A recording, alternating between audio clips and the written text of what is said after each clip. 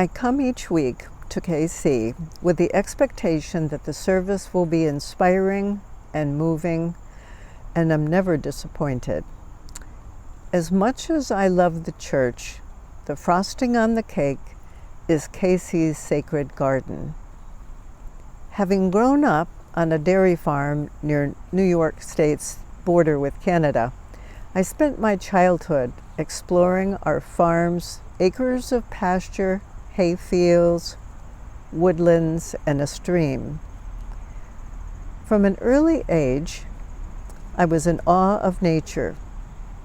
A wide variety of wildflowers, sugar maple trees that I helped to tap, critters in the creek, and sour cherries from the orchard filled me with a sense of the divine. It's a sheer joy to work in the sacred garden with Elaine and the other inspiring volunteers.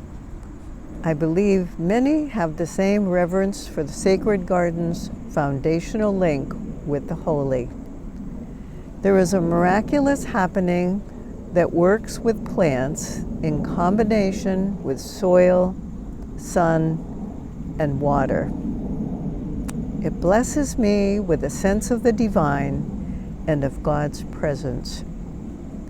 From the Gratitude Tree, Memorial and Children's Gardens, the Labyrinth, and the Fish Pond, and so much more, there's something for everyone.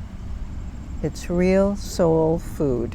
I started volunteering probably 3 or 4 years ago, and the first time I came, I was hooked. I've come to think of this garden as God's cathedral, and everything in it, God's creations. We all know that it's much better to give than to receive, and you always get so much more back when you do give of yourself.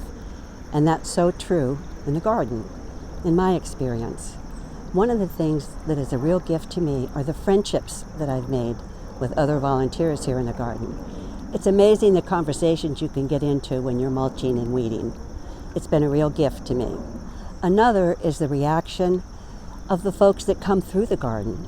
For example, say a mom holding a child's hand, and the kid runs over to see a butterfly that lands on a flower, or maybe hears a frog in the pond and goes over to investigate.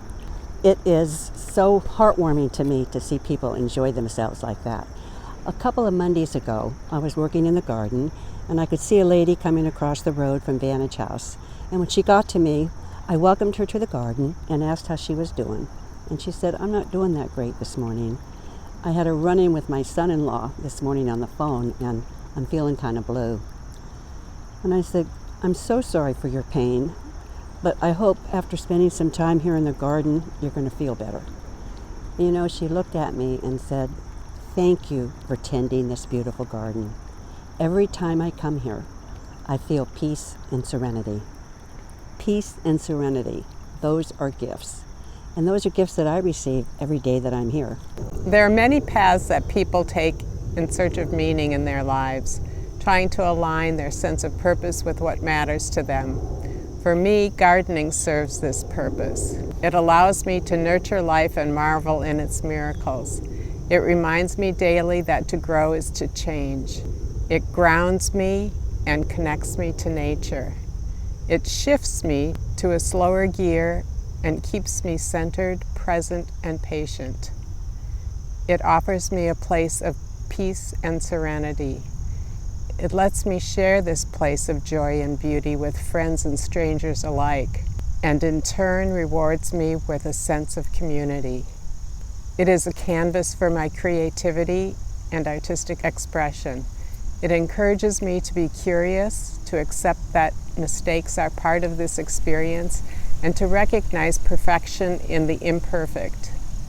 It is my classroom of lifelong learning.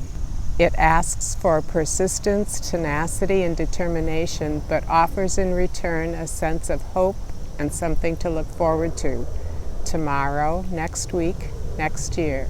It's hard work, but the effort doesn't feel like a chore. It tires my body, but energizes my soul and rejuvenates my spirit. It's an act of love. When I was 5 years old, my dad read the book, The Secret Garden, to me, and I loved it. And ever since then, I've been in love with gardening.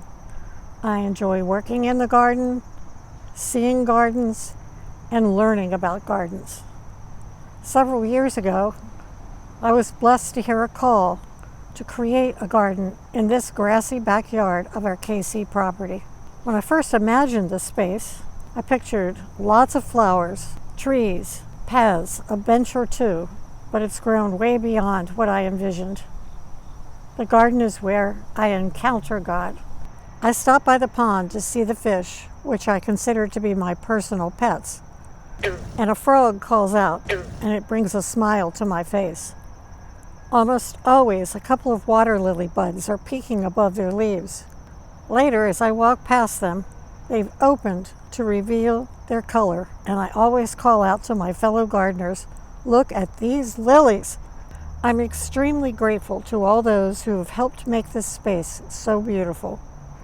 The garden is a blessing to so many people, especially those outside of KC. We're always thanked by people who walk through. They tell us of their own gardens, their joys, and their grief. I consider the gardeners as my valued friends.